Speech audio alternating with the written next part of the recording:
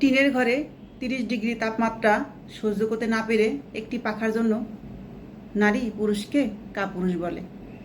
আর সেই পুরুষ 40 ডিগ্রি তাপমাত্রায় নিজেকে পুড়িয়ে ইনকাম করে, শুধু পরিবারের সুখের কথা চিন্তা করে। আহারে পুরুষ, কার জন্য কি করছো তুমি?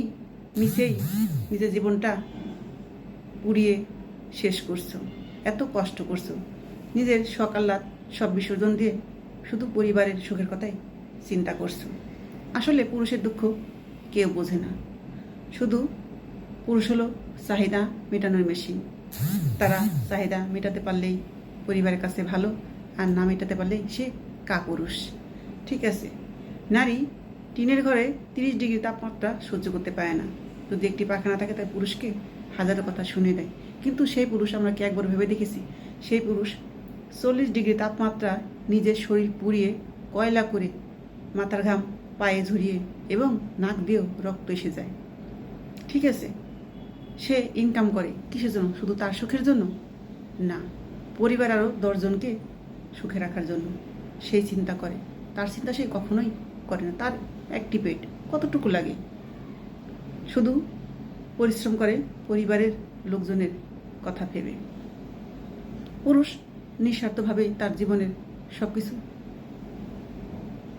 থেকে বঞ্চিত হয়ে যায়, নিজেকে বঞ্চিত করে রাখে, নিঃস্বার্থভাবে পরিবারের জন্য মৃত্যুর আগ পর্যন্ত খেটে যায়। তারপরে পুরুষ নাম পায় না। এটুর থেকে একটু হলেই পুরুষকে যা না তাই শুনতে হয়। আমাদের জন্য কি করছো? আমি তোমার কাছে সুখী হইনি। পরিবারের হাজারো কথা, ভাই বোনের, বইয়ের, সন্তানের হাজারো কথা ওই পুরুষটি শোনে। কিন্তু যে দুমুঠো ভাত মুখে তুলে দিচ্ছে তারই বদনাম হয় হাজারো। কারণ একটি পুরুষ সব চাহিদাই তো আর পূরণ করতে পারে না। এতগুলো মানুষের অনেক চাহিদা খাইয়ে পরে রাখছে, তারপরে একটু তিটু হলে সে পুরুষ কাপুরুষ হয়ে যায়। সে পুরুষ ভালো না, খারাপ। পরিবারের জন্য সে কী করেছে? আসলে এটা কেউ কখনো ভাবে না যে আমরা ঘরে একটু গরম সহ্য করতে পারি না, রোদের তাপ বাইরে দেখলে ঘরে চলে আসি। সেই পুরুষই বাহিরে কি করে খাটছে শুধু এই পরিবারের মানুষের সুখের কথা চিন্তা করে। আমার নারীরা কখনোই সেটা ভাবি না, এবং পরিবারের লোকজনও সেটা কখনোই মনেই করে না। শুধু সে দায়িত্ব পালন করছে, এটাই হিসাবে তার দায়িত্ব এটা। কিন্তু সেও তো মানুষ, তারও সকালাত বললে কিছু আছে, তারও শরীর, সেও মানুষ। আসলে এই তাদের কথা আমরা কখনোই চিন্তা করি না। ঠিক আছে, তাই কিছু থেকে চলে তার ঘরের নারী তাকে কাপুরুষ, যা নয় তাই বলে। তোমার সাথে বিয়ে করে আমার জীবনটা শেষ হয়ে গেছে।